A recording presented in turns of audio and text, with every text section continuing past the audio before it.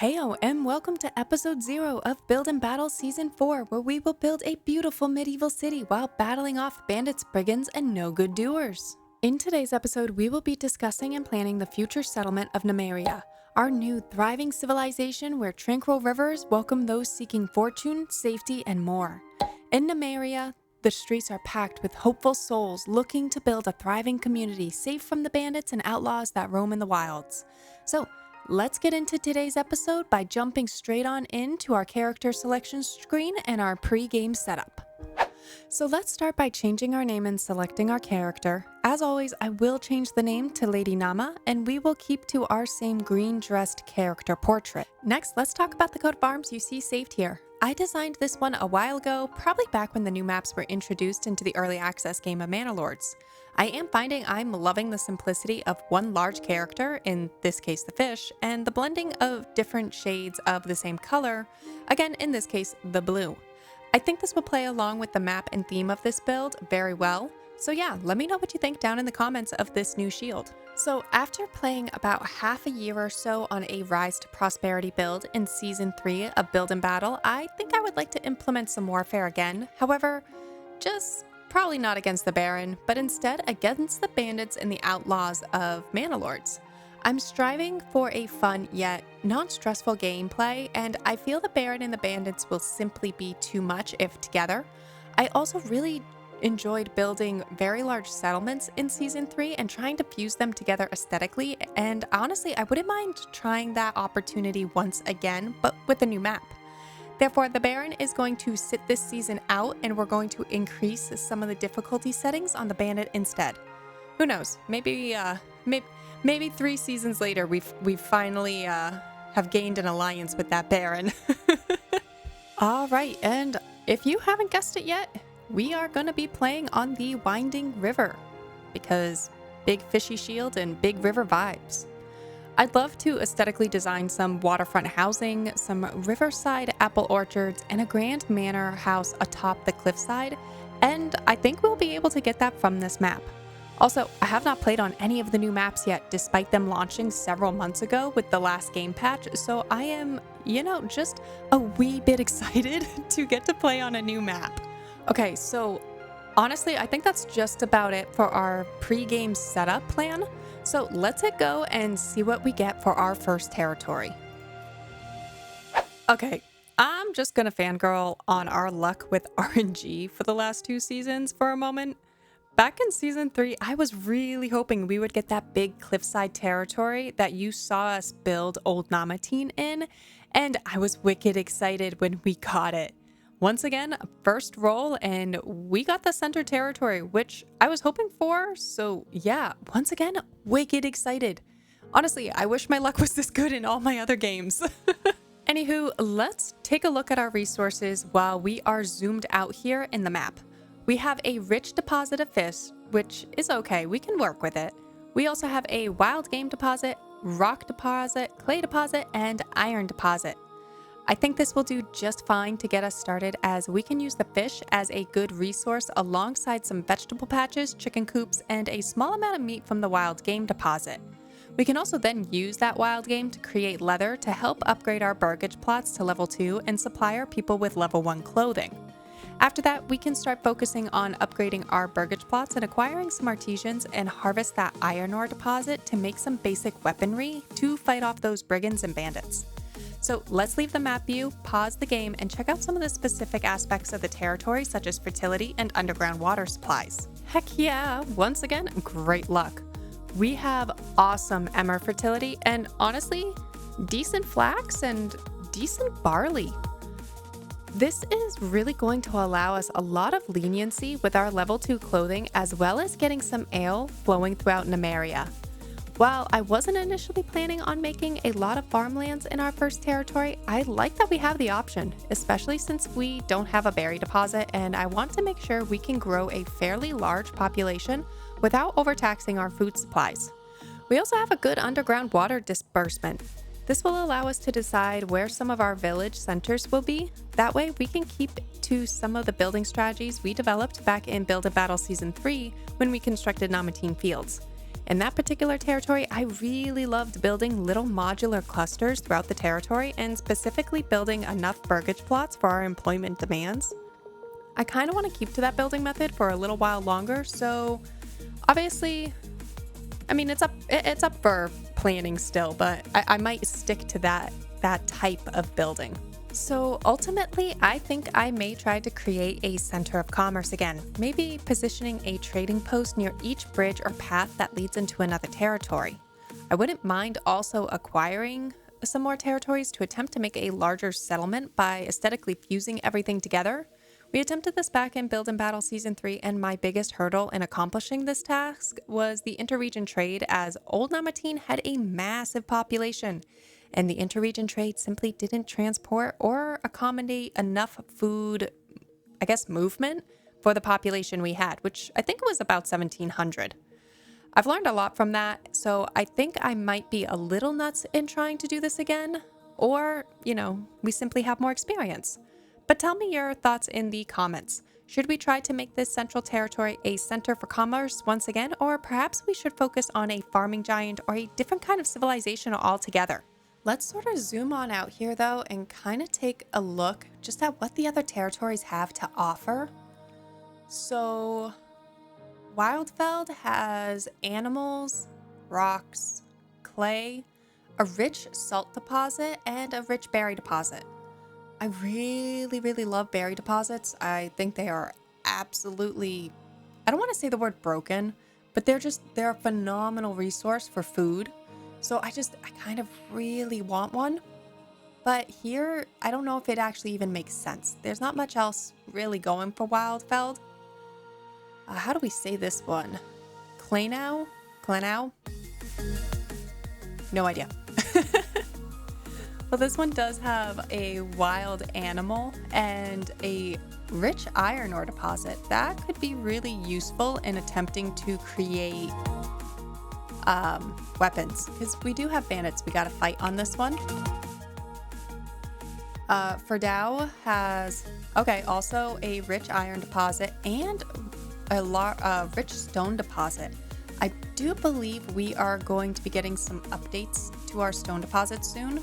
I think we're going to be able to upgrade them so that they can be, what's the word I'm looking for? You can't deplete the harvest of them. And I think that is because they are looking to allow stone to become, I think it was like limestone or something like that, and create stone castles. So that could be really handy. Honestly, if we were to create like an industrial settlement, this wouldn't be a bad spot for it because you could mine pretty much everything. I would honestly, again, love to be able to interregion trade and mine here and like transport up here, but we can't, it's just not there yet. It's really not there yet. We also have, again, how do I say that? Rohalok? I'm really bad at pronouncing these guys. This has a rich clay deposit and a rich wild animal deposit. The clay deposit, super nice. Animal deposit doesn't really do us much. I felt like animal deposit and fish deposits, having a rich deposit, it just, I don't know. It's not awful, but not great either. It's just there. So, Ander Dornley. We need to start a ticker on how bad I pronounce these. But this has a rich clay and rich stone. If I had to choose, I mean, these two wouldn't be bad, but I dislike that that's not connected to our starting territory because I like to be able to fuse these things together. So honestly, if we wanted to go for this territory down here with the rich rock and rich clay, I would want this one here, and I'm not even going to attempt that one. That would also get us the berries that we're looking for. Because then we could kind of fuse everything here on this side of the river and then let it kind of look like its own territory here. This one, that would be interesting. I mean, I wish this went into here. But that also has a huge cliffside, so that could be a really nice place to put like a second castle or something. So yeah, how many territories are on this map? We got 1, 2, 3, 4, 5, 6. Okay, we got 6. I kind of like that. I kind of like that there's not like 9 of them and they're bigger. Not bad. Not bad, Slavic magic. Not bad at all. So let's talk about some of the tentative plans for our next couple episodes, starting with our main food supply. I know the resources and fertility lead us to want to create a farming giant. I think I am going to resist just for a little while and focus our food supplies on backyard extensions and perhaps a development point or 2 instead. So, orchards, piggies, sheepies, chicken coops, vegetables, that kind of thing. I think these are more space efficient and it leaves us the opportunity to try and create a beautiful city center, kind of like we did in Old Lamatine. So I guess that leads us into those development points. So let's take a look at that development point screen here.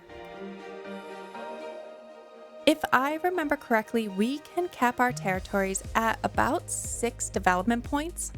I do think I want orchardry, sheep breeding, and charcoal burning simply because these development points are amazing and super useful. Orchardry, while slow to get started, provide a nice foraging food source and a beautiful view of apple orchards. Meanwhile, sheep breeding allows us a replenishable source of meat, and then paired with the fertilization perk allows us to restore the fertility of our fields. While I mentioned I didn't really want to go super nuts with the farms right away, I won't deny the pure power of those 2 development points together, and ultimately we will need a barley field or 2. Charcoal burning is also just an amazing powerhouse. It's 1 charcoal per family versus 2 firewood to keep everyone warm. I honestly also really just kind of like the aesthetic of the idea of charcoal and how the asset itself looks. So yeah, I can't resist that one either.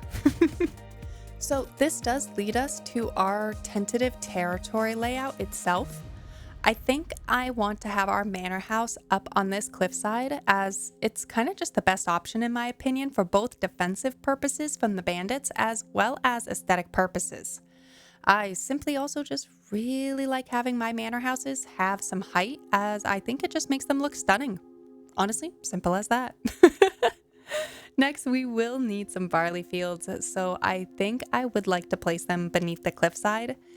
Honestly, I just don't think it's a bad idea as we can create an entire ale production line, kind of modular builds, starting with the barley field leading to the malt house, and then some breweries and tavern closer to the manor house as you kind of curve and swoop up that cliffside.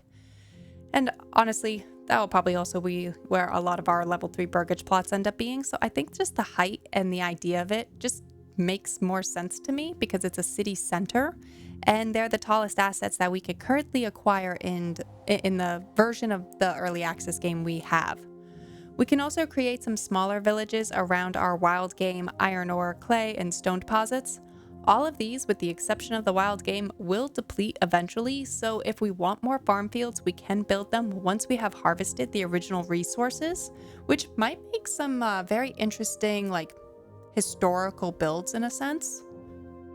I'm not sure if I'm describing that right, but hopefully I am. All right, now that we have some plans in place, let's get some tentative roads in so we have a starting point in episode 1. For those of you who are our level 3 channel members, episode 1 is actually already opened for early access viewing, so feel free to check it out now. If you're not a level 3 channel member, don't fret. Episode 1 will air during our normal Manor Lords time every Monday evening at 5:45 p.m. Eastern Standard Time. So enjoy the time lapse, everyone.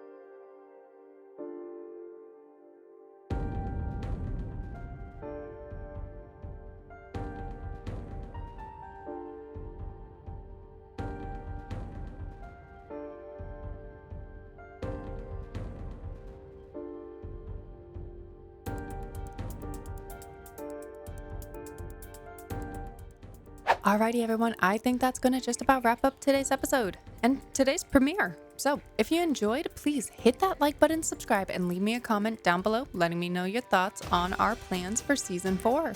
If you're excited to see the next episode unfold, consider becoming a channel member for exclusive perks, emojis, and early access to the videos. And don't forget to check out our new Build and Battle Season 4 merchandise linked in the description below. Until next time, I hope everyone has a phenomenal week.